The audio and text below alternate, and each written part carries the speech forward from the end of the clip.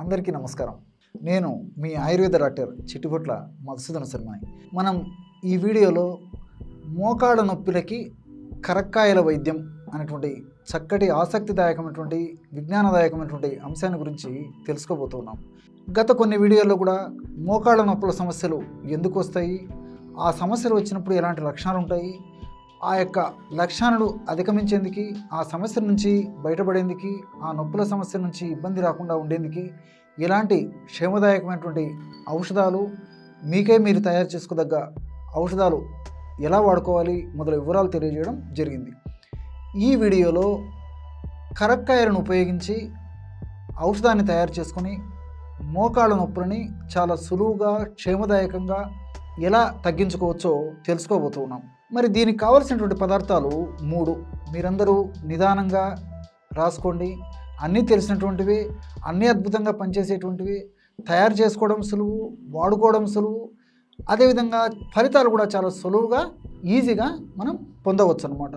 క్షేమదాయకంగా పొందవచ్చు, ఎలాంటి side effects ఉండవు, అన్నీ సైడ్ బెనిఫిట్సే. మరి ఔషధం తయారీకి కావాల్సినటువంటి ఆ యొక్క పదార్థాల్లో 3 పదార్థాల్లో మొట్టమొదటి చెప్పాను కదా, కరక్కాయలు అని చెప్పేసి. కరక్కాయలను తెచ్చుకొని దంచి లోపల విత్తనాలు తీసేసి పై పెచ్చులని 1 లేదా 2 రోజులు ఎండలో ఎండించేసేసి చూర్ణం తయారు చేసి పెట్టుకొని ఆ యొక్క చూర్ణాన్ని ఒక 50 గ్రాములు తీసుకోండి. ఈ విధంగా ప్రామాణిక కంపెనీ వాళ్ళు తయారు చేసేటువంటి ఈ యొక్క చూర్ణం మనకు మార్కెట్లో దొరికేటువంటి పరిస్థితి కూడా ఉంది కాబట్టి విచారించి ఆ విధంగా తయారు చేసినటువంటి చూర్ణం మనకు దొరికేట్లయితే అది తెచ్చుకొని వాడుకున్నా సరిపోతుంది. 50 గ్రాములు కరక్కాయల చూర్ణం అంటే కరక్కాయ పెచ్చుల చూర్ణం కాబట్టి ఎటువంటి పరిస్థితుల్లో ఆ యొక్క విత్తనాల చూర్ణము, పప్పు చూర్ణము కలవకూడదు అనమాట. కేవలము కరక్కాయ పెచ్చులను మాత్రమే చూర్ణించి తయారు చేసుకునేటువంటి చూర్ణమే చాలా అద్భుతంగా పనిచేస్తుంది. కరక్కాయ పెచ్చుల యొక్క చూర్ణము ఒక 50 గ్రాములు తీసుకోండి. అట్లే శొంఠి చూర్ణం, ఈ యొక్క శొంఠి చూర్ణాన్ని ఒక 50 గ్రాములు తీసుకోండి. కరక్కాయ పెచ్చుల యొక్క చూర్ణం శొంఠి 50 గ్రాములు, శొంఠి చూర్ణం 50 గ్రాములు. అట్లే వాము, దీన్నే ఓమము, అజ్వాయిన్, వాము ఇలాంటి పేర్లతో పిలుస్తూ ఉంటారు అనమాట. వామును వేయించి చూర్ణం తయారు చేసి పెట్టుకొని వాము చూర్ణాన్ని కూడా ఒక 50 గ్రాములు తీసుకోండి. కరక్కాయల చూర్ణము, శొంఠి చూర్ణము, వాము చూర్ణము, వీటిని ఒక్కొక్కటి 50 గ్రాముల చొప్పున తీసుకోవాలన్నమాట. ఈ 3 పదార్థాలను అన్నిటినీ బాగా కలపడం వల్ల మొత్తం ఔషధము 150 గ్రాముల ఔషధం తయారవుతుంది. ఈ 150 గ్రాముల ఔషధము మనకి ఇంచుమించు 1 నెలకి సరిపోతుంది అనమాట. ఎలా వాడుకోవాలంటే రోజు ఉదయం ఆహారం తర్వాత ఒక్కసారి, రాత్రి ఆహారం తర్వాత ఒక్కసారి 1/2 టీ స్పూను అంటే పూటకి 1/2 టీ స్పూన్ 2.5 గ్రాముల యొక్క చూర్ణాన్ని 50 నుంచి 100 మిల్లీలీటర్ల గోరువెచ్చని పాలలో కలిపేసి సేవించాలి. లేదా నీళ్ళలో కలిపేసి కూడా సేవించవచ్చు, లేదా అవసరమైతే తేనెతో కలిపి కూడా తీసుకోవచ్చు. కాబట్టి ఇదే చూర్ణాన్ని పాలు, నీరు లేదా తేనె ఏది అవసరమయ్యి, ఏది ఎవరికి వీలయ్యి, ఏది ఏ పద్ధతిలో ఎవరు వాడుకోవడానికి ఇబ్బంది లేకుండా ఉంటుందో, క్షేమదాయకంగా వాడుకోవచ్చో అలాంటి వాళ్ళు ఆ పద్ధతిలో ఆ అనుపానంతో వాడుకుంటే సరిపోతుంది. ఈ విధంగా ఉదయం ఒక్కసారి, అదేవిధంగా రాత్రిపూట ఒక్కసారి, రోజు పూటకి 2.5 గ్రాముల చొప్పున ఒక రోజుకి 5 గ్రాముల చూర్ణాన్ని వాడుకుంటుండాలి. ఈ విధంగా క్రమం తప్పకుండా వాడుకోవడం వల్ల చాలా సమర్థవంతమైన ఫలితాలు శీఘ్రంగా కరిగేటువంటి పరిస్థితి ఏర్పడుతుంది అనమాట. అంటే మోకాళ్ళ నొప్పులు చాలా త్వరగా తగ్గిపోతాయి. ఆధునికంగా మనం ఆలోచించినట్లయితే కూడా కరక్కాయలో ఉన్నటువంటి వివిధ రకాలైనటువంటి రసాయన పదార్థాలు ఈ మోకాళ్ళ నొప్పులు తగ్గించేందుకు చాలా అద్భుతంగా ఉపయోగపడతాయి. కరక్కాయల్లో చెబిలిన్ అనేటువంటి రసాయన పదార్థము, కెఫిక్ యాసిడ్ అనేటువంటి రసాయన పదార్థము, ఇలా అనేక రకాలైనటువంటి రసాయన పదార్థాలు ఈ కరక్కాయలో చెబిలిన్ అనేటువంటి రసాయన పదార్థము, అదేవిధంగా కెఫిక్ యాసిడ్ అనేటువంటి రసాయన పదార్థము, పాలీషాకరైడ్స్, అరబినోగెలాక్టాన్స్ ఇలాంటి అనేక రకాలైనటువంటి రసాయన పదార్థాలు ఉంటాయి. ఇవన్నీ కూడా ఇన్ఫ్లమేషన్ అనేటువంటి ప్రక్రియని తగ్గిస్తాయి. సర్వసాధారణంగా ఇన్ఫ్లమేషన్ ఎప్పుడైతే జరుగుతుందో ఇన్ఫ్లమేషన్ ప్రక్రియలో భాగంగా అందులో హానికారకమైనటువంటి రసాయన పదార్థాలు, ఇంటర్లుకిన్స్, అదేవిధంగా కొన్ని రకాలైనటువంటి ఇతర పదార్థాలు, సైటోకైన్స్ ఇలాంటివన్నీ కూడా ఉత్పత్తి అయ్యి అవి ఆ యొక్క మోకాళ్ళలో ఉన్నటువంటి కీళ్ళ భాగాన్ని డ్యామేజ్ చేసేసి నొప్పిని కలుగజేస్తూ ఉంటాయి అన్నమాట.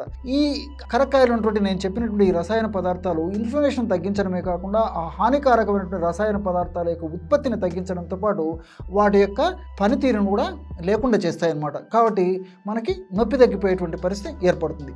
అంతేకాకుండా ఈ యొక్క కరక్కాయలో ఇంతకుముందే చెప్పినట్లు ఆ యొక్క రసాయన పదార్థాలతో పాటు పాలిఫినాల్స్, ఆ యొక్క రసాయన పదార్థాలతో పాటు టానిన్స్, కరక్కాయలో ఆ యొక్క రసాయన పదార్థాలు ఇంతకుముందు చెప్పిన వాటితో పాటు టానిన్స్, ఆంథ్రోక్వినన్స్, పాలిఫినాల్స్ ఇలాంటి అనేక రకాలైనటువంటి ఇతర రసాయన పదార్థాలు కూడా ఉంటాయి. ఇవన్నీ కూడా ప్రత్యక్షంగానో పరోక్షంగానో ఇన్ఫర్మేషన్ ప్రక్రియలో ఉత్పత్తి అయ్యి నొప్పికి కారణమయ్యేటువంటి ప్రోస్టాగ్లాండిన్స్ అనేటువంటి పదార్థాల యొక్క పనితనాన్ని నిర్వీర్యం చేస్తాయి అన్నమాట. వాటి ఉత్పత్తిని తగ్గిస్తాయి, అదేవిధంగా వాటి యొక్క పనితనాన్ని కూడా నిర్వీర్యం చేయడం వల్ల మనకు నొప్పి తగ్గేటువంటి పరిస్థితి ఏర్పడుతుంది.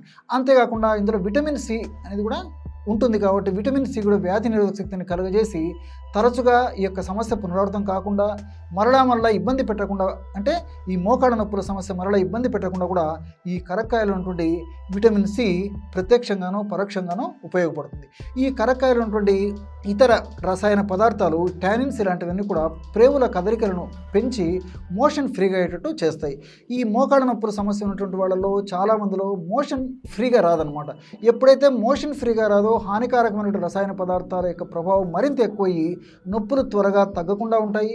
అదేవిధంగా చాలా త్వరగా తీవ్ర రూపం దాల్చేందుకు కూడా అవకాశం ఏర్పడుతుంది. కాబట్టి కరక్కాయలో ఉన్నటువంటి ఈ యొక్క రసాయన పదార్థాలు మోషన్ని ఫ్రీగా చేయడం వల్ల నొప్పి తగ్గడమే కాకుండా త్వరగా ఈ యొక్క జబ్బు పెరగకుండా కూడా ఈ యొక్క రసాయన పదార్థాలు ఉపయోగపడతాయి. అంతేకాకుండా ఈ మోకాళ్ళ నొప్పుల సమస్య ఉన్నప్పుడు విపరీతమైన నీరసము నిస్సరణ ఉండేటువంటి పరిస్థితి కూడా ఏర్పడుతుంది. ఇందులో శక్తిని కలగజేసేటువంటి మైటోకాండ్రియా పనితీరు మందగించిపోతుంది అనమాట. ఈ కరక్కాయలో ఉన్నటువంటి రసాయన పదార్థాలు శక్తిని కలగజేసేటువంటి మైటోకాండ్రియాని ఉత్తేజపరిచి మైటోకాండ్రియా ద్వారా బాగా శక్తిని కలగజేస్తాయి. కాబట్టి మోకాళ్ళ భాగంలో శక్తిని కలగజేయడం వల్ల నొప్పి తగ్గడమే కాకుండా మోకాలు కూడా దృఢంగా ఉండేందుకు అవకాశం ఏర్పడుతుంది. ఇది అనేక రకాలుగా ఈ కరక్కాయలో ఉన్నటువంటి వివిధ రసాయన పదార్థాలు ప్రత్యక్షంగానో పరోక్షంగానో మోకాలు నొప్పి తగ్గేందుకు ఉపయోగపడతాయి.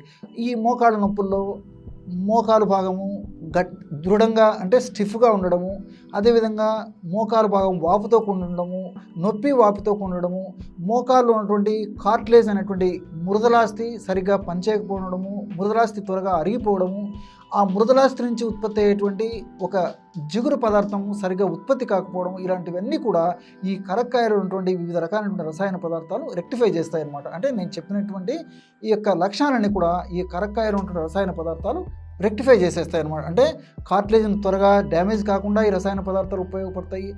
మోకాళ్ళ భాగంలో గుజ్జు బాగా ఉత్పత్తి అయ్యేందుకు ఈ రసాయన పదార్థాలు ఉపయోగపడతాయి. మోకాళ్ళ భాగంలో కండరాలు సడలింపు అంటే రిలాక్స్ అయ్యేదానికి ఇందులో ఉంటున్న రసాయన పదార్థాలు ఉపయోగపడతాయి. నొప్పి వాపు తగ్గేందుకు ఈ కరక్కాయలో ఉంటున్న రసాయన పదార్థాలు ఉపయోగపడతాయి. ఇలా అనేక రకాలుగా వివిధ పద్ధతిలో ఈ యొక్క రసాయన పదార్థాలు ఉపయోగపడతాయి. శొంఠిలో ఉన్నటువంటి షాగోలు, జింజరాలు అనేటువంటి రసాయన పదార్థాలు కూడా ప్రత్యక్షంగానో పరోక్షంగానో వాపు నొప్పి ప్రక్రియను తగ్గించేందుకు ఉపయోగపడమే కాకుండా తరచుగా పునరావృతం కాకుండా కూడా ఈ యొక్క శొంఠిలో ఉన్నటువంటి ఈ యొక్క రసాయన పదార్థాలు ఉపయోగపడతాయి. వాములో ఉన్నటువంటి థైమాలు, కార్వకాలు, సపనిన్ను అనేటువంటి రసాయన పదార్థాలు కూడా చాలా అద్భుతంగా ఉపయోగపడతాయి. థైమాల్ అనేటువంటి ఈ యొక్క రసాయన పదార్థము ఉన్నటువంటి వామును వాడుకోవడం వల్ల మోకాళ్ళ భాగంలో కండరాలకి అదేవిధంగా కీళ్ళ భాగంలో రక్త సరఫరా సజావుగా చేసి మంచి పోషణ కలుగజేసి ఆ పోషణ ప్రభావం చేత మంచి పోషణ ఆ భాగంలో అందడం చేత ఆ పోషణ జరుగుతూ అక్కడ ఉన్నటువంటి వ్యర్థ పదార్థాలు త్వరగా బయటికి తీసుకురాగలిగినటువంటి పరిస్థితి ఈ యొక్క కరక్కాయలో ఈ యొక్క వాములు అన్నటువంటి థైమాల వల్ల కలుగుతాయి. అదేవిధంగా ఈ కార్వకాలు, సపోనిన్ అనేటువంటి ఈ యొక్క రసాయన పదార్థాలు కూడా ఇన్ఫ్లమేషన్ ప్రక్రియలో ఏర్పడేటువంటి సైటోకైనిన్స్, ఇంటర్లూకిన్ 2, ఇంటర్లూకిన్ 6 అనేటువంటి ఈ యొక్క హానికారకమైన రసాయన పదార్థాల ఉత్పత్తిని తగ్గించడమే కాకుండా నొప్పిని తగ్గించేందుకు కూడా చాలా అద్భుతంగా ఉపయోగపడతాయి. ఈ విధంగా ఈ 3 పదార్థాలు కూడా ఈ యొక్క మోకాళ్ళ నొప్పిని తగ్గించేందుకు, మోకాళ్ళని ఆరోగ్యవంతంగా ఉంచేందుకు కావాల్సినటువంటి వివిధ రకాలైన రసాయన పదార్థాలు, రసాయన అంశాలని ప్రకృతి నిక్షిప్తీకరించి మనకు అందించడం చేత ఈ 3 పదార్థాలు కలిపి మనం ఔషధాన్ని తయారు చేసుకుని వాడుకోవడం వల్ల ఎటువంటి సైడ్ ఎఫెక్ట్స్ లేకుండా అన్ని సైడ్ బెనిఫిట్స్తోనే క్షేమదాయకంగానే ఉండి మోకాళ్ళ నొప్పుల సమస్య నుంచి బయటపడేందుకు మార్గం సుగమం అవుతుంది. చూశారు కదా, ఎటువంటి సులువైనటువంటి చక్కనైనటువంటి మీకే మీరు తయారు చేసుకోదగ్గ ఔషధాన్ని మోకాళ్ళ నొప్పుల సమస్య తగ్గేందుకు ముఖ్యంగా కరక్కాయలు అదేవిధంగా వాము, శొంఠిని ఉపయోగించి తయారు చేసుకోవచ్చో తెలుసుకున్నారు కదా. మరొక వీడియోలో మరొక అంశంతో మళ్ళీ కలుద్దాం. అంతవరకు నమస్కారం. మీ చిట్టిబొట్ల.